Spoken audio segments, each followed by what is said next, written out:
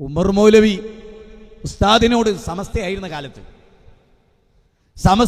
കാലത്ത് മൊയ്തീൻ ഷെയ്ഖിനെ വിളിക്കാൻ പാടുണ്ടോ എന്ന് ചോദിച്ചു. അപ്പൊ ഉസ്താദ് പറഞ്ഞു, ഏടാ മൊയ്തീൻ ഷെയ്ഖിനെ വിളിക്കാം, അവരൊക്കെ മഹാന്മാരല്ലേ, അള്ളാഹ് ആദരിച്ചവരല്ലേ. അപ്പൊ ഉമർ മൗലവി ബുദ്ധിയുള്ള മനുഷ്യനായിരുന്നു. ഉമർ മൗലവി ചോദിച്ചല്ല, യേശു ക്രിസ്തുയെ രക്ഷിക്കണേന്ന് പറയാകൂന്ന് ചോദിച്ചു. വലിയൊരു മിണ്ടണില്ല. അപ്പൊ ചോദിച്ചു, ഉസ്താദെ ഖുർആനിൽ പേരെടുത്തു പറയുകയും അനവധി മുജിസത്തും കറാമത്തുള്ളൊരു നബിയല്ലേ?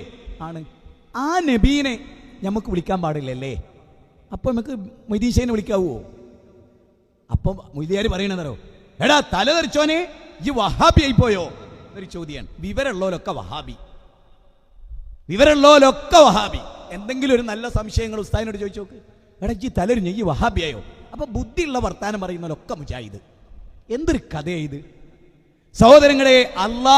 നമ്മൾ ചിന്തിക്കുക, മുനമ്പത്ത് ബീവിയെ വിളിക്കുന്ന നാം മറിയം ബീവിയെ വിളിക്കാൻ പാടില്ല എന്ന് പറയുന്നു. ആലോചിച്ച് നോക്കണം. ഇനി നിങ്ങളൊക്കെ ചിന്തിച്ചിട്ടുണ്ടോ? മുനമ്പത്ത് ബീവിയെ എന്ന് വിളിക്കേണ്ട സ്ഥാപിക്കാൻ മൊയ്ലിയാന്മാരുണ്ട്. ഏതെങ്കിലും ഒരു മൊയ്ലിയാർ മറിയം ബീവിയെ എന്ന് വിളിക്കാന്ന് പ്രസംഗിച്ച് നിങ്ങൾ കേട്ടിട്ടുണ്ടോ? ഉണ്ടോ? മൊയ്തീൻ ഷെയ്ഖിനെ വിളിക്കാൻ ലോകത്ത് ആൾ കൂടുതലാണ്. ഇബ്രാഹിം നബിനെ വിളിക്കാൻ മുസ്ലിങ്ങളുണ്ടോ? ഇബ്രാഹിം നബിയെ രക്ഷിക്കണമെന്ന് പറയുന്ന എത്ര മുസ്ലിങ്ങളുണ്ട്? അതിൻ്റെ ഇല്ലാത്ത ഇബ്രാഹിം നബി മഹാനല്ലാത്തോണ്ടാ?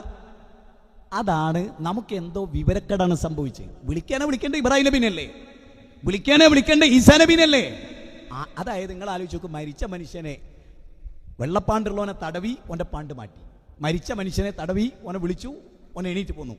ഈ അത്ഭുതങ്ങളൊക്കെ ഈസാ നബിയിലൂടെ. അത് മുഅ്ജിസത്താണ്. മുഅ്ജിസത്ത് മനുഷ്യ കഴിവപ്പെട്ടതല്ല, മനുഷ്യ കഴിവിന് അതീതമാണ്, കാര്യകാരണ ബന്ധത്തിന് അതീതമാണ്, അഭൗതികമാണ്. ഞാൻ പറയണത്, ഈ ഈസാ നബിയെ വിളിക്കണ ക്രിസ്ത്യാനികളല്ലേ കുറെ കൂടെ ബെറ്റർ അല്ലേ? ചിന്തിക്ക്.